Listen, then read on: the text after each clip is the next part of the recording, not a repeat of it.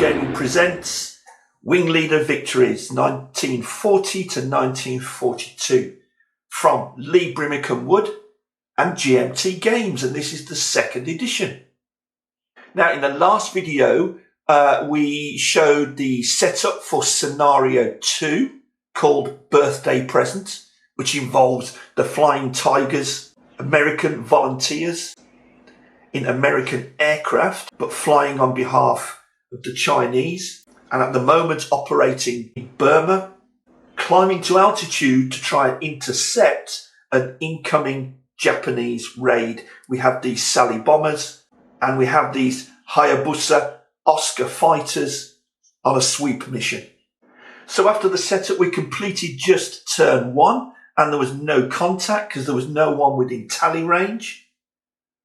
But already I'm regretting a couple of the decisions I've made, because you do have to make decisions in this game. And one of those was, I wish I had placed my intercepting fighters further back to the west over here, because the scenario allowed me to set them up at a certain height, yes, but anywhere in columns A, right over here, to column K, which is here. So I could have set them up anywhere there. I wish I'd set them much further back to give them time to achieve some kind of altitude before they meet with this incoming range. And at the moment, they're clawing desperately for height to reach their vectors. But before they achieve that, I think the raid is going to be upon us. And just before we start turn 2, let's be absolutely clear. No matter how concerned we are about these Japanese fighters, it's the bombers we have to get to. Because in this particular scenario, because there's no ground targets for the bombers to attack, the scenario instead assumes that their target is way off the map. Therefore, they're going to achieve victory points, and big victory points, merely for exiting these bomber squadrons off the left side of the map with their bomb load. And if they do that, each squadron will score 6 victory points. And there is no way that the Flying Tigers can win the game if that happens. If we manage to disrupt these squadrons by the time that they exit the left edge of the map, then those victory points are reduced to 3 if it's disrupted or is a flight, and reduced to only 1 victory point if we manage to break those squadrons before they exit. So the target has to be the squadrons, otherwise we've no chance. And like any interception, by concentrating on the bombers, yes, we're going to fall prey to the fighters. It may only be scenario 2, but this is pretty tough. Okay, turn 2. There are no new aircraft coming onto the board anywhere, so that's the setup phase over. We move on to the tally phase, and it's the raiding fighters to attempt to tally first. So it doesn't look much, but it's still desperately long range. And remember, with 1 die, we have to beat the range by 1. So let's have a look. 1, 2. This squadron is attempting to tally. 1, 2, 3, 4, 5. So we would have to roll a 6 to tally that P-40E squadron. So we need a 6 or more with 1 die. But we get +2 if the target is in a formation of 3 or more. Remember? But obviously it isn't. +2 if it's in a flak zone, no. +2 for contrails, no. +1 for radio call, no. These guys don't have radio or GCI control. But +1 if the tallying squadron is veteran. Yes, it is. That's a veteran squadron. And then we get minuses if the tallying squadron is green, if the target is in the sun, if the target is behind us, and it's not. So none of that applies. The target is not in the sun because the sun is in the top right quadrant over here. So it's one die. We need to roll a 6, but we get a +1 because we're a veteran unit. The Japanese are having a go to try and tally the Warhawks. They rolled a 6! You saw that? 6 + 1 is 7. They've tallied the Warhawks. So let's put their tally marker, if you can see that, on the Warhawk squadron. That's the tally for Squadron A of the Japanese, which is these guys. That squadron is now tallied. They've been spotted. Something else happens. These guys, because they've spotted and tallied this flight here, are now alerted. So their status goes from unalerted to alerted. So I'll just change that over on their wing display. Squadron A of the Japanese is now alerted. So their movement points are going to go up. But this is the realism and the asymmetry. These guys are not on any radio nets. They do not have radio. So their fellows cannot be alerted by this squadron. So already that lack of radio has an impact on the game. The next one to attempt to tally would be this squadron here. They still haven't spotted them and can't contact their fellow squadron. Remember, always remember the Z axis. Remember the Z axis. This squadron, for instance, may be thousands of yards this way. Okay? So I hope that's clear because it is an important concept in the game. So no more tallying for the Japanese. The only chance of tallying now, the only other unit that possibly could would be actually the Warhawks here. So they're going to attempt to tally and they will have no modifiers whatsoever. They're just normally trained. They're not green. They're not veteran. So they would have to roll 1, 2, 3, 4, 5. They would have to roll a 6. There is no other modifier. Let's have a go. And they rolled a 3. No tally. They're still blissfully unaware of exactly where the Japanese are. And the other squadrons down here are well out of range. So that's the tally phase over. So now we're on to movement. So it's escorts to move first. There are no escorts dedicated because these are sweep fighters, remember? Now it's bombers. 2 movement points. Droning along. 1, 2. 1, 2. It's all going to kick off soon. Now, unalerted squadrons.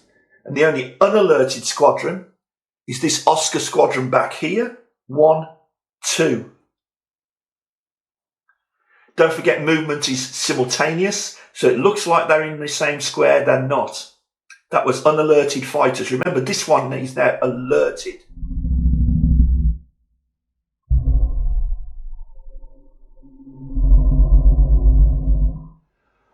And because he's tallied, he does not move at all until his target squadron moves. So let's just carry on. Alerted squadrons next. These guys down here still trying to reach their vector marker, which is here. So they use 2 movement points to climb. So they still get their climb modifier. These guys here are next. Their tally marker is there. They really need to... Right, okay, these guys are going to move straight up like that, just coming through the cloud base. They wouldn't literally look like that. Again, I did explain it in the last video. They're sort of turning like so to gain altitude. But that's how we show it. Still no reaction, but now watch. Our target squadron it's his turn to move towards his vector. He needs altitude bad. Now, we remember from his data card that altitude 12 up, their climb rate slows. It now costs 3 movement points to move even 1 square if we're still climbing.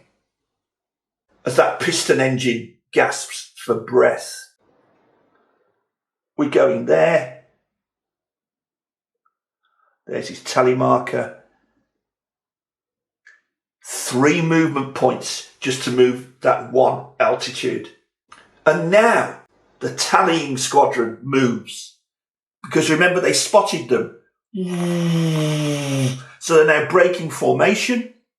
They've increased throttle to combat speed. So they have 3 movement points. What are they going to do? There's so much to decide here. And I think he could have gone straight ahead. It only gets into there, mind you. The Oscar, at altitude 10 plus, he also is struggling to bite the air, and it's going to cost him 3 movement points, all 3 of his movement points to gain an altitude. But that's what he's going to do. He doesn't want to be at a disadvantage. We're making decisions. We're trying to get into a decent position for combat. So his reaction is going to be to turn, to climb like so. That's 3 movement points, and straighten out, that's for free. He too has to have that climb marker applied. Whoa! That's the movement phase complete. What do you think's going to happen here? I wonder if this plucky flight, who still haven't spotted anything, are enough to keep the majority fighters busy, sacrifice themselves really, so that his more numerous buddies can get to the bombers. But they are struggling to climb to those bombers. Okay, there isn't a combat phase because there's no combat. We go to the admin phase. We could try and change some tally markers. Let's have a quick look. Okay, our GCI rating, ground controlled interception, is 4 for this scenario. I want to try and change his tally roll, his vector marker. I want to try and change his vector marker, which is there. I'm wondering if he'll have time. I'm going to move it 1 higher. If I can. First of all, I've got to roll, and I've got to try and beat that GCI of 4. Equal or beat it. Rolled a 6, so we can move that tally.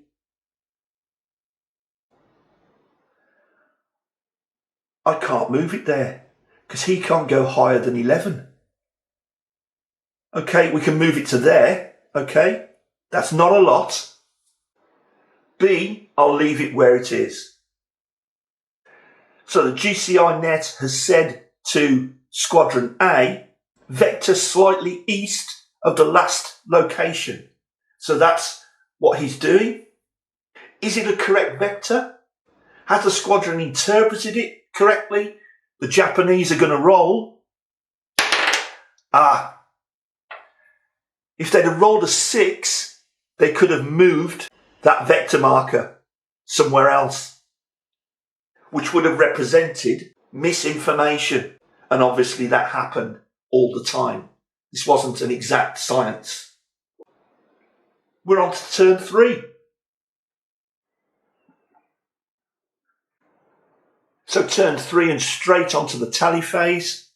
Raider first. He's already tallied. He's going to have a go at tallying this flight of Warhawks. 1, 2, 3, 4. He needs to roll a 5 or more. And there are no modifiers. Doesn't have the benefit of radio or GCI control. He's not veteran, he's not green. Target's not in the sun. So 1 die, 1, 2, 3, 4 distance. He needs to roll a 5 or more for a successful tally. And he rolled a 4. You see that? Is that on camera? He rolled a 4. So no tally. And I'm just thinking,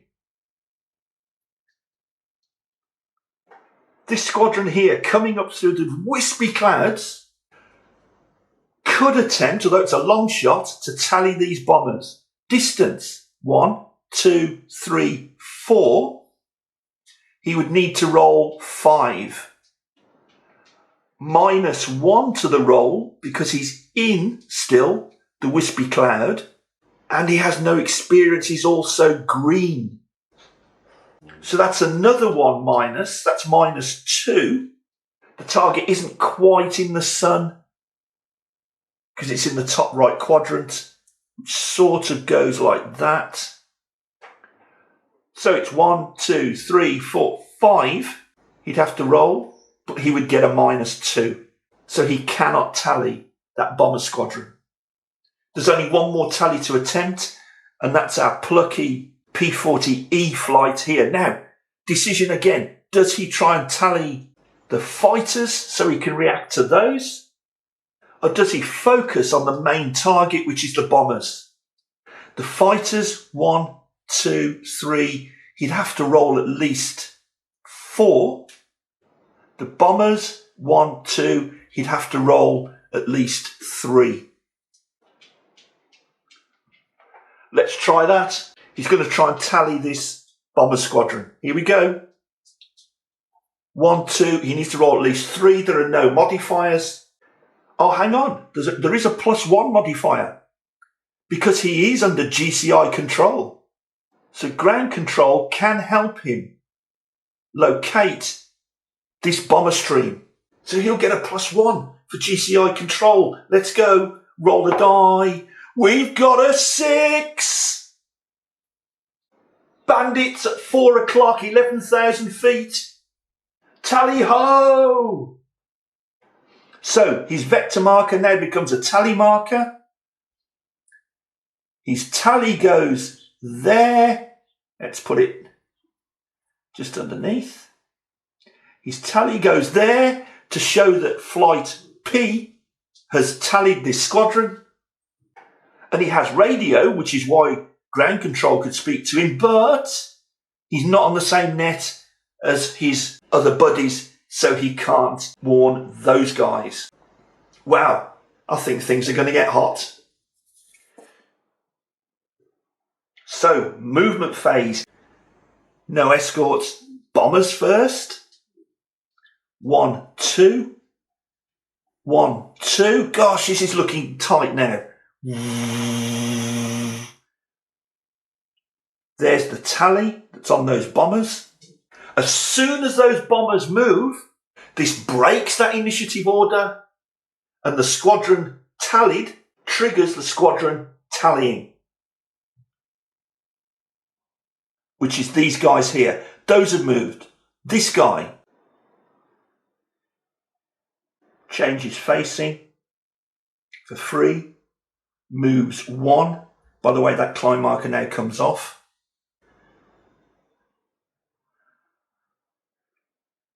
Changes 180 degrees. That costs another movement points. That's 2 movement points. He's basically gone. He's done a wing over to react to this guy. He's got 1 movement point left. Dive. He can't quite get to him. There's the dive marker there. Now, he's also tallied, so this is the chain reaction. This guy goes 1.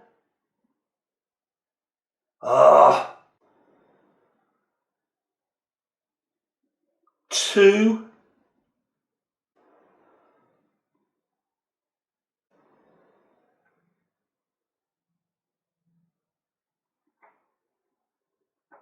3.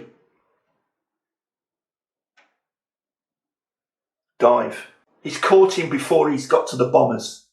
That's not what I wanted. In fact, I'm thinking back now, and my P40 could have probably done a wing over and dive straight down onto the bombers rather than doing a loop around here. So I think that was a poor decision, but you do have to make these decisions about positioning. So that chain reaction move there was triggered by the bombers moving, the P40 having tallied them, he moves next, the Oscar having tallied him, he moves next. We're back to the original initiatives now, so it's unalerted fighters, 1, 2. 1, 2.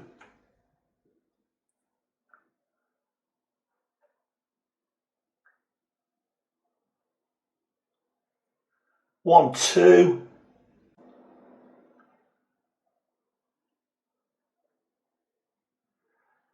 They can't take their third movement point by climbing because it costs too much. They could change facing, but that's about it, but we'll leave them like that. And that's the movement phase over. Onto the combat phase, and we have a combat.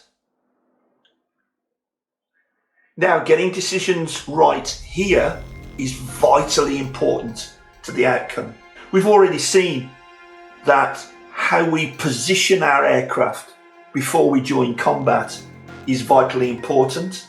I think I made a poor decision with the Warhawk, but a good decision for the Oscar, because the Oscar spent 1, he was coming across here, down here, 1, 2 movement points, and then into here, in the sun arc of the P40. So he can claim a bounce. Let's just have a quick reminder of that sun arc.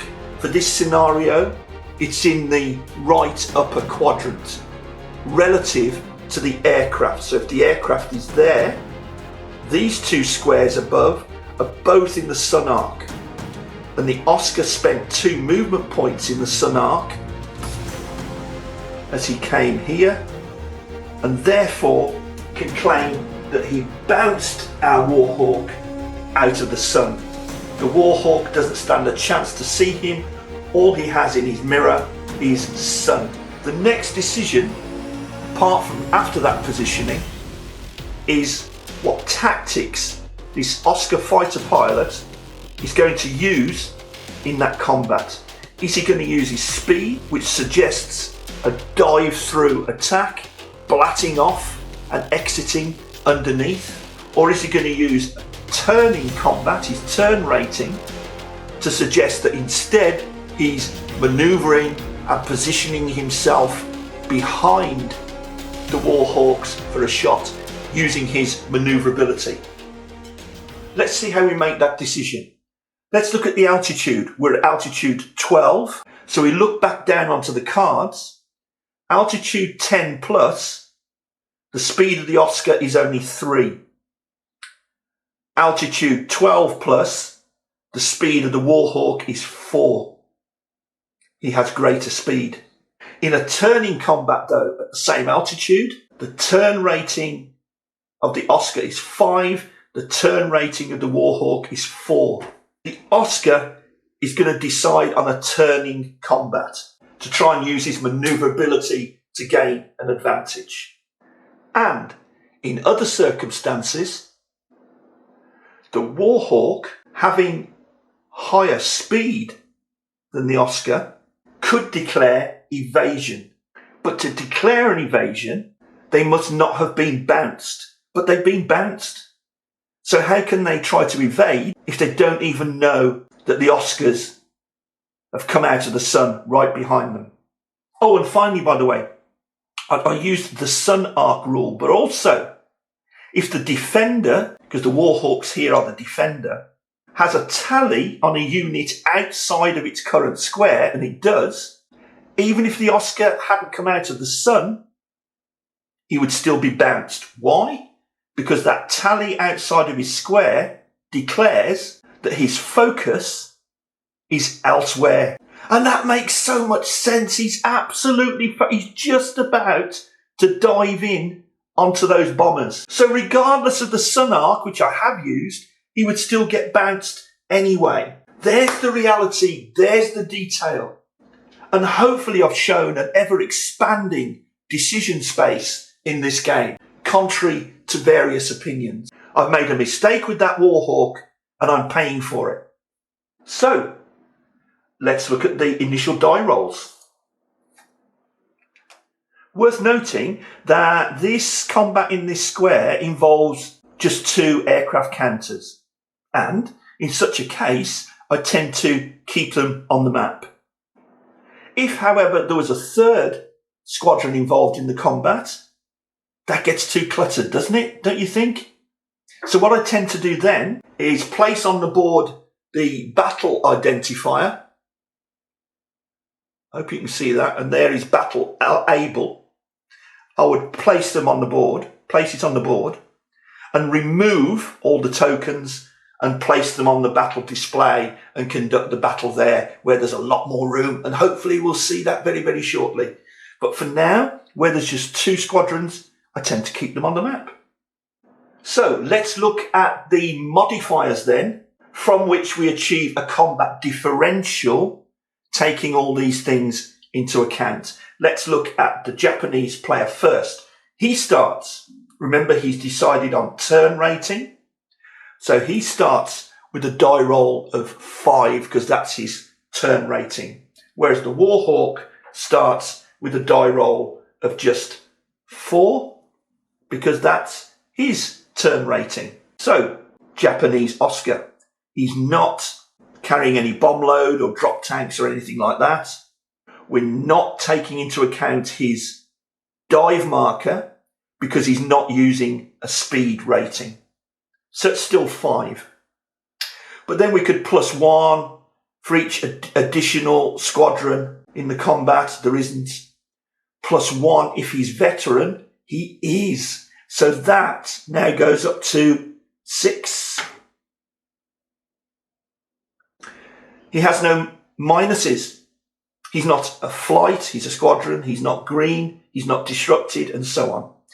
Onto the Warhawk. He starts with a 4. He's not carrying bombs or drop tanks. We're not using speed because the decision was to use turn. There's no additional fighter squadrons. He's not a veteran. He's not green. He's just trained. He is a flight, though, and not a squadron. So it's -1. So he goes down to a 3. And there's no more modifiers. So 6 plays 3. So we -1 from the other. 3 from 6 means that Japan is rolling on the +3 column. Just put that down there like so. There we go. And 6 from 3 means that the defender is rolling on the -3 column. That's the differential for the combat. Now we have to resolve it. Okay, I'll put the matrix up here somewhere so that you can follow, but remember, I'll move the camera a little bit. Should give it a bit more room. There we go. So I'll put the matrix up here. Now remember, the Oscars are rolling on the +3 column and the Warhawks on the -3 column. Not good. They're going to roll 2 dice. First of all, the attacker. Modifiers. -2 for head-on combat. No. -1 if the defender is evading. Remember, we couldn't evade because we were bounced. +1 if the attacker bounces the defender. Yes. So we've got a +1. Does the attacker have an expert, an ace? No. And the rest is no. So it's 2 die with +1 for the bounce. And the roll is a 7. There we go. So we look at row 7 and go across to +3 column. 1 hit. Just remember that. 1 hit. Now the defender. Look on the defence die roll modifiers, but he's rolling on the -3 column. Are we evading? No. Were we bounced? Yes, so it's -1 to our die roll. We don't use defence rating because that is manned defending guns in turrets and cupolas and things like that. So that's it, we're going to roll out 2 die. -1 because we bounced. We got bounced. Let's go. Oh, okay, 6 and 4 is 10. Okay, -1, that's a 9. In the -3 column, it's 1 hit. Dagger, dagger, dagger, dagger, dagger, dagger. So we got 1 hit on each other. Now we have to resolve those hits.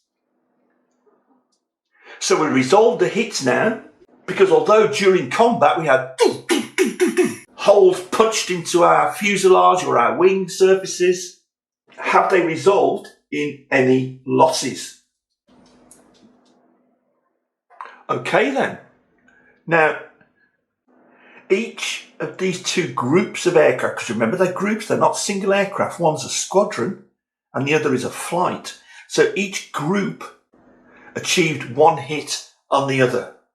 Did either of those hits result in a loss? Let's have a look. So I'll put here somewhere the table that we're rolling on. We're rolling for losses.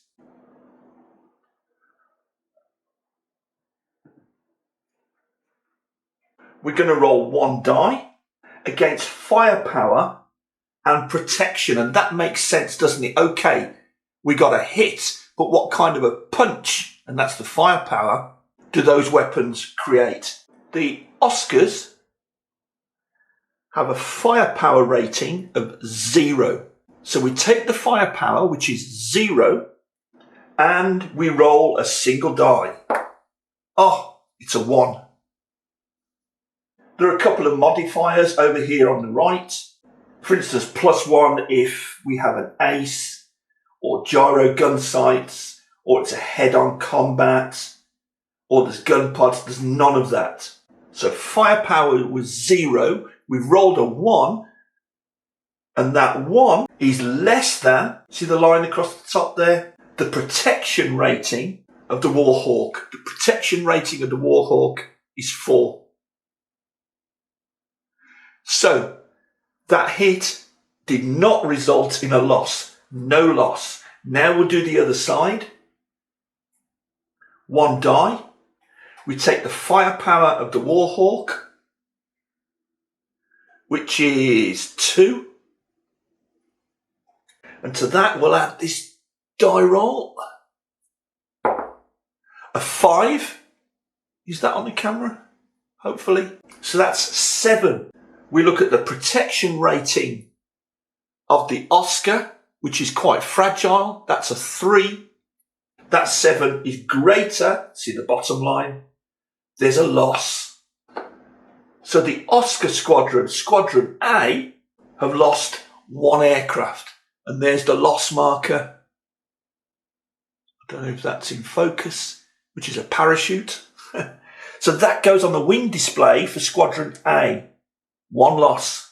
Finally, we'll just keep things here and the table here because we have to roll for cohesion. And this is 2 die. First of all, cohesion for the Japanese Oscars. Let's roll the 2 die. Or we have a 6 and a 2. That's quite good. They've rolled an 8. Look over at the modifiers. Minus the total of the squadron's loss markers. They lost 1. So that's -1. So that's now 7. +1 if they're veteran. They are. So it's back up to 8. +1 if they're on the attacking side in the combat. Up to 9. -1 if they're fighters without a radio. Down to 8. Now, that, by the way, -1 if you're a squadron of fighters with no radio, that's because if you have no radio, it's more difficult to maintain the cohesion, yeah? So that makes sense. So again, the asymmetry does have an effect there. So we're back down to 8. And we're not marked with any low or depleted ammo markers. So we rolled an 8, look back over on the left on the cohesion table. There's no disruption. That is brilliant. So they've held together well. But they're a veteran squadron, those Oscars. Now, let's roll for the Warhawks. Roll! Oh, I don't know. Might not be good. They rolled 2 3s. They rolled a 6. Minus loss markers. There aren't any. They're not veteran or green. So it's still a 6. They're not on the attacking side. They do have radios. They're not marked with it. So it remains a 6. So look over on the table. And a 6 in the fighter column is 1. No! Now, what that means is 1 level of disruption. There's the disrupted marker. Remember that from our first video? But they're not a 2-step unit. They're a single-step unit because they're a flight. There's not many aircraft. They are not a squadron. Therefore, 1 level of disruption breaks them. Our flight P of P-40E Warhawks, there they are, is now broken. And the last marker to go on both of those squadrons, and again, talk about detail, is a -1 low ammo marker. And that'll count against Cohesion if they have another combat. And again, that makes sense. They're trying to conserve ammo. They know, they will know, they don't have a lot of ammo left. So, -1 ammo marker on the Oscars, -1 ammo marker on the now broken Warhawks. That will have a big impact, but for now, the aftermath of that combat. So we have our P flight broken. So they now change their mission from intercept to return to base. Okay, so I'm going to put that return to base marker. Now, the justification for that is they're all split up. They're no longer a cohesive unit. They didn't lose any aircraft, but that flight of 4 aircraft have now split up. They're no longer a cohesive unit. They're broken. So the first thing that happens, they immediately lose their tally, quite obviously, on that bomber squadron. And now they're broken. They can no longer tally. They can no longer react, and so on. What does the Japanese Oscar squadron do about that? Well, they've lost 1 of their number, but seeing as the P-40s are all broken up, they can't maintain them in combat. In other words, they can't draw them into a dogfight. So let's see what happens in the next turn. There's nothing to do in the admin phase. Let's go straight on to the next turn, which is turn 4. Straight into the tally phase. Now, once again, the Raiders will attempt to tally first. They're going to drop their tally, voluntarily drop their tally on the broken squadron, on the broken flight rather. They could keep it there, but they decided there's no point. They've done their job. They've broken up that unit and it's fleeing for home. So they'll try to tally this unit here of P-40s. 1, 2, they need to roll a 3, but they get a +1 because they're veteran. Let's give it a go. And it's a 3. +1 is 4. They've tallied that squadron. So their tally is going to go back on the board then. They've just seen this flight of Warhawks coming through the clouds. Excellent. Now, this squadron here, is it worth him trying to tally 1, 2, 3, 4? He'd have to roll a 5. he may as well give it a go. There are no modifiers. There's no sun because the sun is up here in the top right quarter. And a 4. 1, 2, 3, 4. They would have needed a 5 at least. They did not tally. This flight is going to try and tally the bombers. 1, 2. They need to roll at least a 3, but they are green. So they'll get a -1 to their tally roll. Oh, that went off there. That's a 3. 1, 2. They needed a 3, but -1 brings it back down to 2. They've still not tallied those bombers. Finally, let's have a look. 1, 2, 3, 4. Is that correct? 1, 2, 3, 4. Yeah. This unit here, the squadron, wants to try and tally these bombers as well. They get a +1 because they're veteran, but -1 because they're still affected by that wispy cloud. See that number 1 on there? That's the weather modifier. So it's a straight roll. +1 and -1. Oh, and they only rolled a 2. Still not tallied the bombers. This is not good. We're on to movement.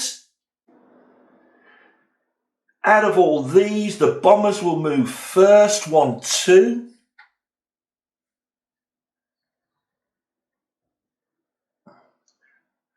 And the next one, 1, 2.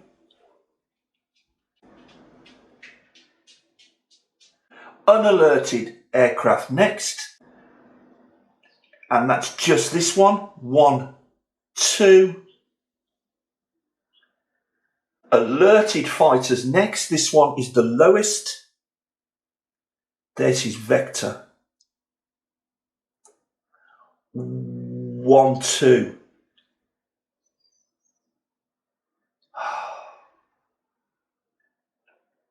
And that's as far as it can go. He's still got his climb marker, but now he's through those clouds.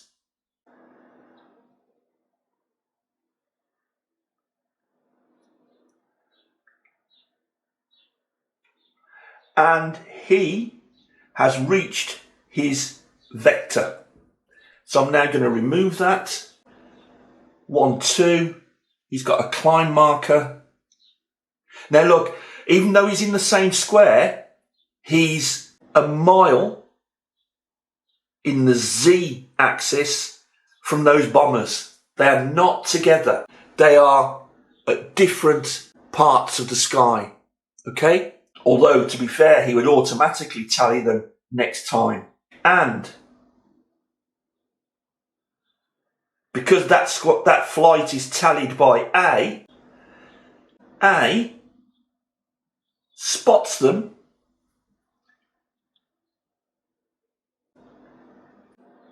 and immediately dives for a combat.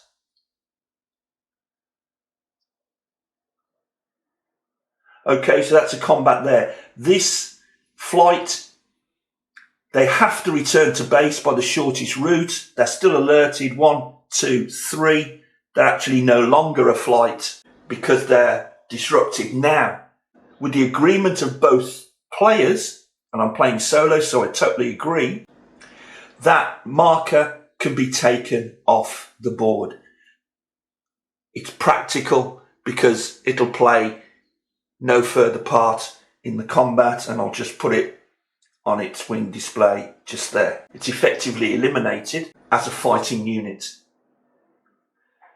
Now, I won't do so many explanations this time or show the tables. You've seen the tables and the kind of modifiers that take effect. So the first thing we have to do with air combat, well, first thing, this air combat is not involving 3 units. If it was, I would take them off the table, replace them with an air combat marker on the board like so we know where they are, and resolve it on the battle display. But no, the bombers are not taking part. The bombers are still half a mile east, in my mind, of this combat that's taken place here. And what type of combat is it? It's a head-on combat. It's head on. So it's a rapidly closing, rapidly passing, diving combat. Only time for a quick burst. Now, first thing we need to do is to get the combat modifiers. All head-on combat is a speed combat. You cannot choose to have a turning combat. If it's head-on, it has to be speed. That makes sense. The Japanese start with a speed rating of 3. The Warhawks start with a speed rating of 4. Okay. The Japanese have a +1 speed rating. Because it's a speed combat, we now count that in. It's not a turning combat, so we count it in. +1. So they go up to 4. The speed rating of the Warhawks is reduced by 1, down to 3, because of the inertia of climbing. The Japanese have come out of the sun, but they've not spent 2 movement points in the sun. They've only spent 1, so they can't claim the out of the sun bounce. So it's not a bounce. But to reach that differential, there are some more. Remember that squadron is veteran, so that goes now from 4 to 5. You can see how that speed rating has now gone from 3, which it started at, up to 5. This flight is green, so it goes down to 2, because that's a -1. And it's a flight, not a squadron. It loses another point. It's now 1. So the differential is the Oscars are rolling on the +4 column, and the Warhawks are rolling on the -4 column. Couldn't be worse for those green pilots fresh out of flight school. Let's roll 2 die. First of all, 4. The Japanese Oscars. Let's go. The attackers. Oh, not a brilliant roll. 4. And then -2 for head-on combat. So now it's only a 2, and that's it. So they've rolled a 2. Well, 4 or less, even on the +4 column, is no hits. Let's roll for the defenders. But they're rolling on the -4 column. And come on, settle down. They rolled a 6, 7, -2, because it's a head-on combat, and that goes down to 5, and that's it. And a 5 on the -4 column, as you would expect, is nothing. No hits on either side. But has it disrupted anyone? Let's have a look, because next there are no hits to examine, but there is of course cohesion to examine. 2 dice. Let's see how the Oscars fared. Did they stick together when they dived through that formation?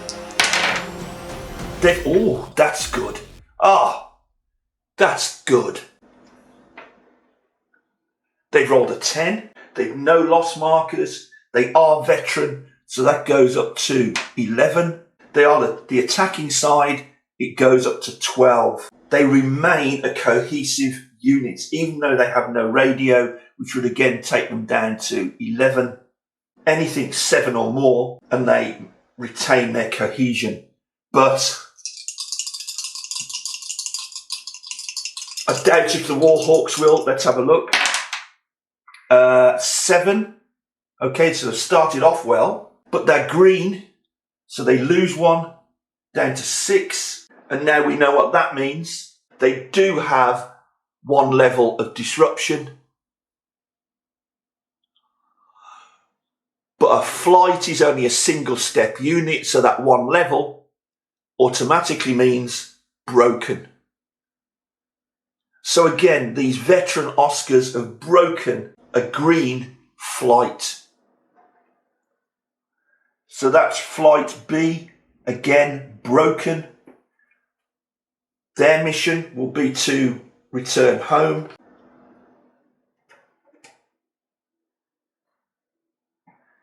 The ammo marker, which I forgot to take off, by the way, for the Oscars during the Cohesion roll, but it would have made no difference. The ammo marker for the Oscars now changes to a -2 depleted because of the 2 combats they've been in. Ammo marker, not that it makes any difference now, for Flight B is -1 low ammo. And in fact, I'll now shortcut this to tidy the board up, because both players agree, because that's me,